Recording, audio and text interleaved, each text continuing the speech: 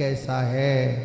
यदि हम इनके नाम का आश्रय लें तो हमारे जीवन में इनके नाम का प्रभाव क्या होगा। तो श्लोक के तीसरे चरण में भगवान वेदव्यास ने लिखा, तापत्रय विनाशाय। ताप माने कष्ट और त्रय माने तीन। हमारे तुम्हारे जीवन में कितने प्रकार के कष्ट हैं? कितने प्रकार के? 3 प्रकार के। ध्यान रखना, चौथा कोई कष्ट नहीं है।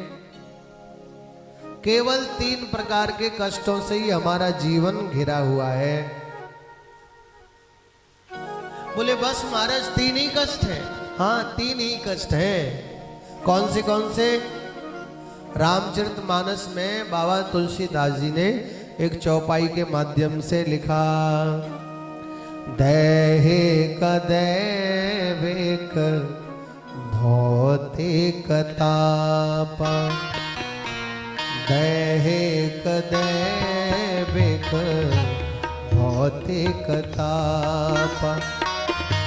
राम राज्य का हुई नहीं व्याप।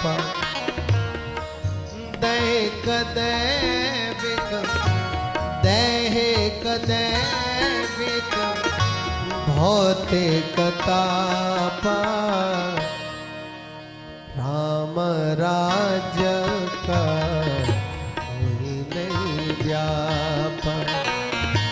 राम राज्य का हुई नहीं व्याप।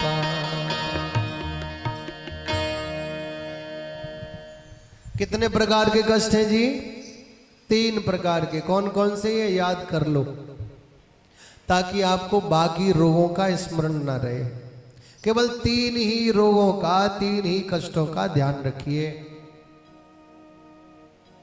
ये 3 प्रकार के कष्ट हैं, दैहिक दैविक और भौतिक। कौन से? दैहिक दैविक और भौतिक। दैहिक माने शरीर के कष्ट और भौतिक माने बाहर से मिलने वाले कष्ट, जिनको हम चाहते ही नहीं फिर भी मिल जाते हैं। जैसे कि अरे आज तो मुझे ठोकर लग गई। लग गई मतलब लगाना नहीं चाहते। कोई भी ऐसा है जो ठोकर लगाना चाहता हो? ठोकर लग गई, दुर्घटना हो गई, एक्सीडेंट हो गया। ये है बाहर की विपदा, बाहर से मिलने वाले कष्ट।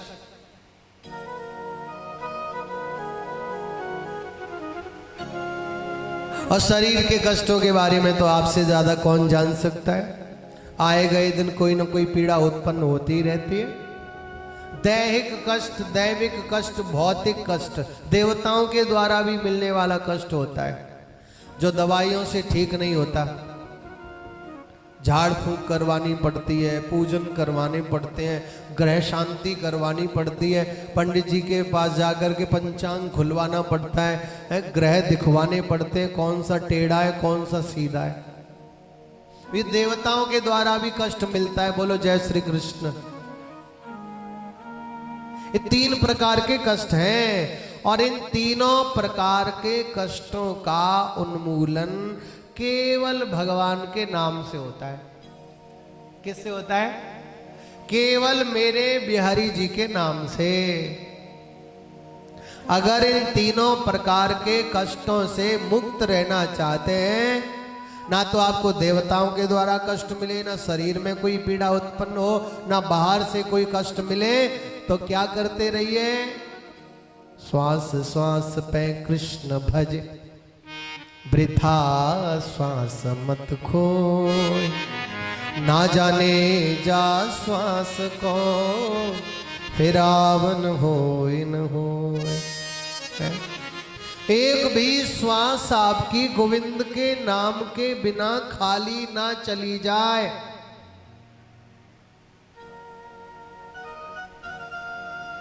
लेकिन अब आप में से ऐसा कौन है जो इन तीनों प्रकार के कष्टों से बचना चाहता है? और जो बचना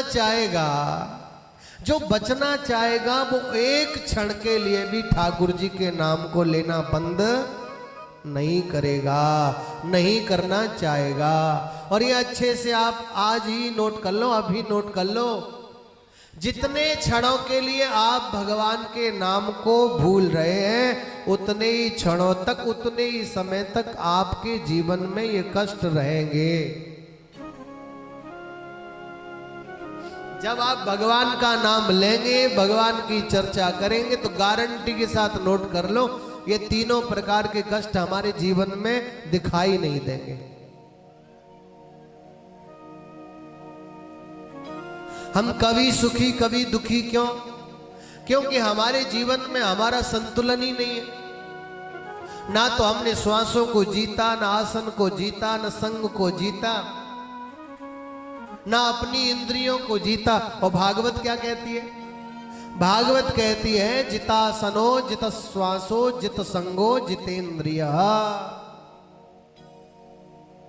पहले आसन को जीतो, फिर श्वासों को जीतो, उसके बाद संग को जीतो, संग को जीतने के बाद इंद्रियों को जीतो, और इंद्रियों को जीतने के बाद मन को। सबके ममता ताग बटोरी, और मम पद मन ही बांध बर डोरी। इस मन की रस्सी को बिहारी जी के चरणों से बांध दो, तो जीवन का भैया कल्याण हुआ रखा है। बोलो जय श्री कृष्ण। अब आप जय श्री कृष्ण बोलने में ही कंजूसी करेंगे तो कल्याण कहां से होगा? चर्चा तो इसी के ऊपर चल रही है कि ये जय श्री कृष्ण ना भूलो। जय श्री कृष्ण में आलस्य नहीं, प्रमाद नहीं। अगर थोड़ा सा भी संकोच हो रहा है जय श्री कृष्ण बोलने में, तो अवश्य कलयुग के साथ आपकी दोस्ती हो गई है। ये पक्की बात है। यदि भगवान के नाम को लेने में तनिक भी संकोच है, आलस्य है, प्रमाद है, तो पक्का कलयुग का हमारे ऊपर प्रभाव हो चुका है। और इसके प्रभाव को दूर करने के लिए आपको जोर लगा के पूरे उत्साह के साथ भगवान का नाम लेना ही पड़ेगा। बोलो जय श्री कृष्ण। बाहर निकल जाएगा कलयुग अगर जोर जोर से बोलोगे तो, रहेगा नहीं इधर।